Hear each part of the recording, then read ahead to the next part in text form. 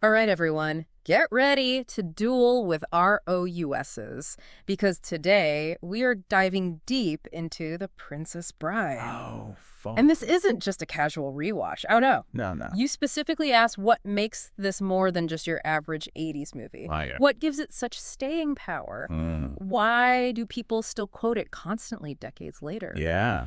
Well, our source material is jam-packed with analysis, so prepare to storm the castle of storytelling. Let's do it. You ever notice how some movies just like worm their way into our brains and never leave? Totally. We're talking like quoting lines, referencing characters. Yeah. The Princess Bride is definitely in that Hall of Fame. For sure. And it's funny because the source points out this genius blend of genres. Like, it's adventure, it's romance, it's comedy, it's fantasy. It's almost like the movie threw a dart at a board of genres and hit a bullseye on every single one. It's true. It really does have it all. You've got sword fights and giants, but also witty banter that could make Shakespeare crack a smile. Right. And speaking of which, our source highlighted how the movie plays with fairy tale tropes instead of just leaning on them, like take Buttercup. You'd think she's like a classic damsel in distress. Classic. But she's got this hidden strength. Yes, absolutely. And I think that depth is key to why these characters have become so iconic. I agree. Think about Inigo Montoya. His quest for revenge it's almost Shakespearean. It's tragic and human, even when it's coded in this like fantastical story. And his famous line, "Oh, don't even get me started." just adds to the legend. Oh, absolutely. I'm sure I'm not the only one guilty of yelling inconceivable in every-day life, right? At least once a day, right? But here's where it gets even more interesting. The source connects this quotability to William Goldman's brilliant screenplay. Oh, yeah. Those zingers aren't just funny, they become part of our cultural language. They really do. They become iconic. Yeah. And the source actually calls it a lexicon of quotable moments. I love that. And it's true. It goes beyond just repeating the lines. By referencing them, we keep the movie alive in our conversations, in memes even. It becomes bigger than itself. Yes. Which is amazing for a movie. And it's not just about like the lines themselves, right? The source also brings up this clever story within a story structure. Right. The grandpa reading to his grandson. It adds this whole other layer, don't you think? I completely agree. It's like the movie is reminding us that great stories are meant to be shared passed down. That they have this timeless quality, like folklore. Yeah. And speaking of timeless, the source really digs into the film's lasting appeal. Okay.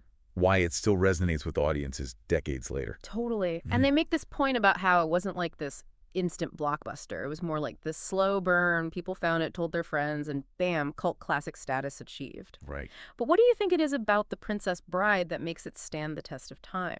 Well, I think it goes back to that blend of lighthearted adventure and genuine heart that we were talking about earlier. Yeah. The source describes it as capturing the essence of adventure and romance. And those themes are always going to resonate with people, right? For sure.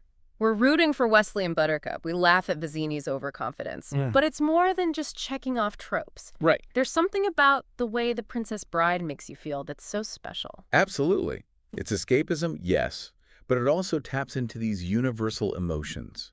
Yeah. Love, courage, even a little silliness. And the source argues that the film doesn't shy away from these emotions even when it's being funny. Right. It's that sincerity, that heart that elevates it beyond just a fun adventure. I love that sincerity even when it's being funny. And speaking of funny, one thing that struck me in the source was how it highlighted the film's intelligence. Yes. It's hilarious, obviously, but it also makes you think. Exactly. It's layered with satire and wit. There's even a bit of social commentary sprinkled in if you look closely enough. And that depth is why it's so rewarding to revisit. Yeah. You notice new things, appreciate different layers each time you watch. It's like finding hidden treasure every time you go back. But for a movie that appeals to such a broad audience, I mean, kids love it, adults love it, it's pretty amazing how it trusts its viewers to get those jokes, to understand those deeper layers. Absolutely. And that trust goes both ways. Okay.